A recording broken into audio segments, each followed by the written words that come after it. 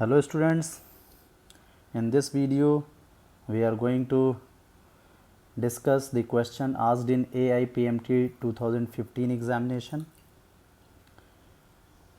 Now look at the question carefully. First thing, we will look at the question and then we will try to depict the question in mathematical form so that we can solve it and arrive at the correct option. First thing is to understand the question properly. Now let's read out the question. The electric field in a certain region is acting radially outward and is given by E is equal to AR. A charge contained in a sphere of radius small a centered at the origin of the field will be given by. Four options are given here. Which one is the correct option? We have to arrive at that option. So now first look at the question very carefully. What is given in the question? There is a electric field in certain region and is acting radially outward. So radially outward means there is a center and from this center it is radially outward like this in all the direction. In three-dimensional space the electric field is radially outward. So this is given in the first line of the question, and also given that electric field E is equal to AR. Here R must be the radius because the symmetry of electric field is spherical. Spherically symmetrical electric field is present in the given region.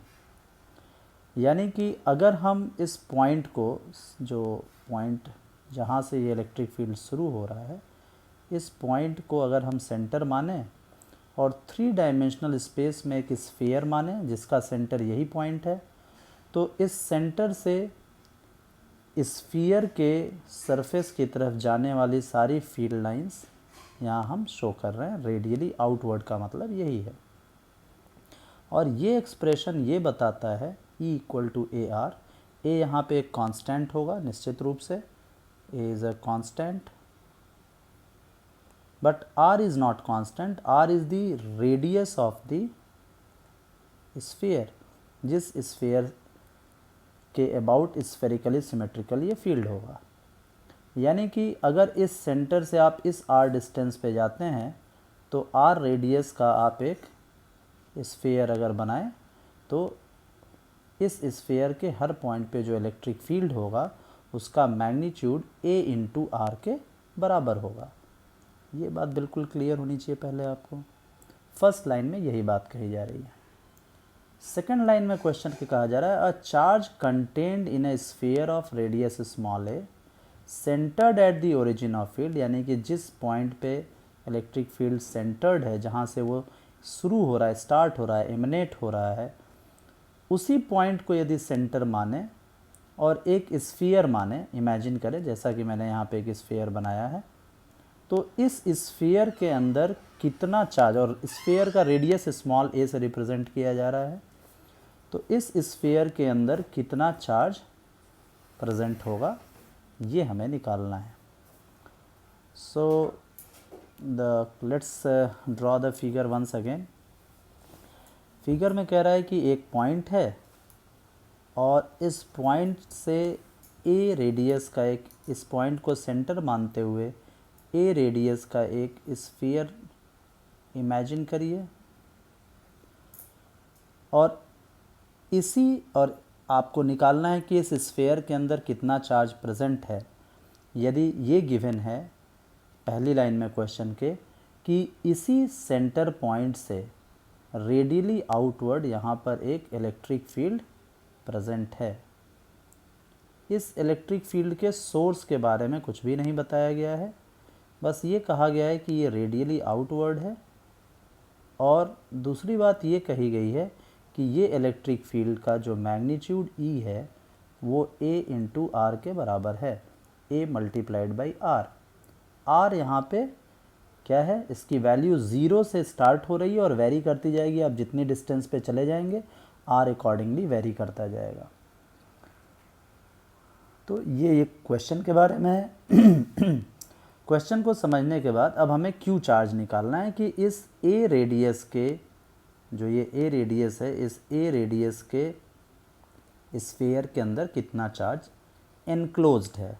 इस charge को हम यदि Q मान लेते हैं, small Q से denote करते हैं, तो क्वेश्चन पढ़ के एक बात बहुत क्लियर समझ में आ रही है कि चार्ज एनक्लोज्ड यदि पूछा जा रहा है तो ज़रूर इस क्वेश्चन में गॉस लॉ का एप्लीकेशन होना चाहिए, ऐसा दिखाई दे रहा है।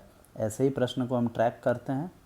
तो अगर हम गॉस लॉ अप्लाई करें यहाँ, तो एक बात बिल्कुल क्लियर है कि जो स्फीयर ए रेडियस का हमने इमेजिन किया है, इस स्फीयर के अंदर यदि चार्ज क्यू एनक्लोज्ड है तो Q enclosed by epsilon not will be equal to the electric flux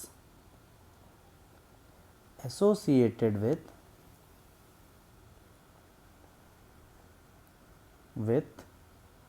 the sphere of radius a. This is according to Gauss law. तो गॉस लॉ को यदि हम अप्लाई करें तो ये बात क्लियर हो जाती है। अब इलेक्ट्रिक फ्लक्स कैसे निकालेंगे? इलेक्ट्रिक फ्लक्स अगर हम डेफिनेशन पे जाएं इलेक्ट्रिक फ्लक्स के, तो Q by epsilon not will be equal to, electric flux का डेफिनेशन होता है integral, closed integral E dot d s, E vector और इनफाइनाइटली स्मॉल एरिया वेक्टर का closed integral over a closed surface. तो यहाँ जो क्लोज्ड सरफेस है वो स्फेरिकल है। अब इस पूरी बात को हमको इवैल्यूएट करना होगा और Q बाई एप्सिलॉन नॉट से इक्वेट हो रहा है ये।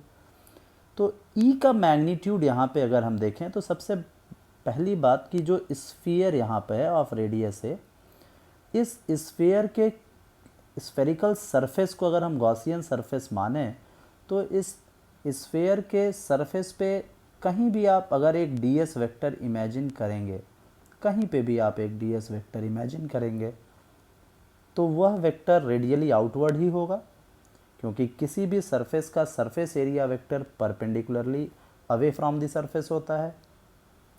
और उस ds वेक्टर पे जो भी आप ds वेक्टर लेंगे, उस ds वेक्टर पे जो इलेक्ट्रिक फील्ड होगा वो भी रेडियली आउटवर्ड होगा, E वेक्टर, क्योंकि क्वेश्चन में ही दिया हुआ है कि इलेक्ट्रिक फील्ड E जो है वो रेडियली आउटवर्ड है, ये E इक्वल टू AR जो दिया हुआ है। तो दोनों ही वेक्टर्स E डॉट ds में दोनों ही वेक्टर्स सेम डायरेक्शन में पॉइंट कर रहे हैं। तो अगर हम इसको फर्दर एक्सप्लेन करें, एलोबरेट करें इंटीग्रल, तो ये मॉड ऑफ E हो जाएगा, ये मॉड ऑफ ds वेक्टर हो जाएगा और cos 0 डिग्री होगा, क्योंकि E वेक्टर और ds वेक्टर दोनों सेम डायरेक्शन में है। तो टेल टू टेल दोनों वेक्टर्स को रखेंगे तो उनके बीच एंगल 0 डिग्री आएगा। cos 0 डिग्री की वैल्यू 1 होती है। So now this expression reduces to E multiplied by ds। अब अगर हम मॉड लगाते हैं तो वेक्टर लिखना ज़रूरी है इस तरीके से, अदरवाइज़ हम ये भी कर सकते हैं कि ना वेक्टर का साइन लगाएं ना मॉड का, तो भी बात एक ही होती है। अब यहाँ पर E की वैल्यू क्या होगी, क्योंकि हमें जो Q बाई एप्सिलॉन नॉट निकालना है, ये Q कौन सा चार्ज है जो कि इस A रेडियस के स्फीयर में इनक्लोज्ड है। तो अब जो सरफेस एरिया ds का इंटीग्रल होगा वो स्फीयर के सरफेस एरिया के बराबर होना चाहिए, और E की वैल्यू इस पूरे स्फीयर के सरफेस पे हर जगह कांस्टेंट होगी, और वो कितनी होगी, वो हमें इस expression E equal to AR से मिलेगा। तो यहाँ पे हम लिखेंगे here for R equal to A, अगर R की वैल्यू A लें तो इलेक्ट्रिक फील्ड E की वैल्यू A इंटू A के बराबर हो जाएगी। R की जगह हमने A सब्सटीट्यूट कर दिया, तो इलेक्ट्रिक फील्ड हमें A मल्टीप्लाइड बाई ए मिल जाता है यहाँ पर, और ds की वैल्यू जो होगी और इस पूरा समेशन, पूरा फ्लक्स जो टोटल आएगा, और ds यहाँ पे इंटीग्रल ds क्या होगा, यानी सरफेस एरिया, ds का इंटीग्रल क्या आ जाएगा, 4 पाई a स्क्वायर, यानी surface area vector 4 pi a square, because a is the radius of the sphere. तो यहाँ पे हम देख सकते हैं, now here integral of E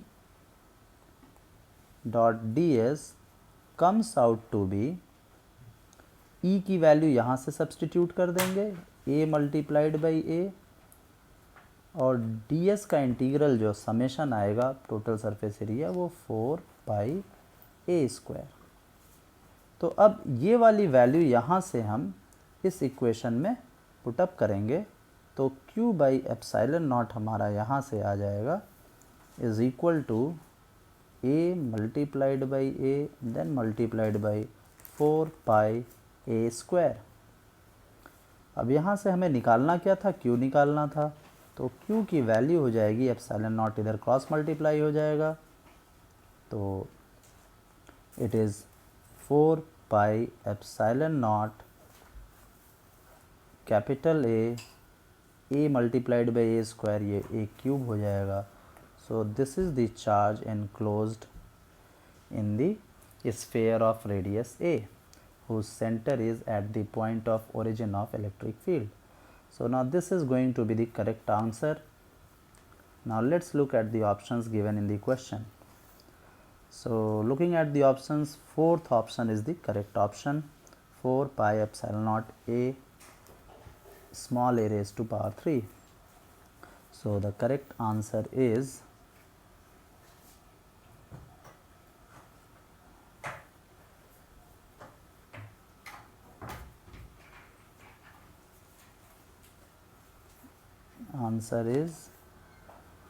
what? Fourth option, that is 4 pi epsilon naught a cube. Thank you for watching the video. See you all in the next video with next question. Bye bye.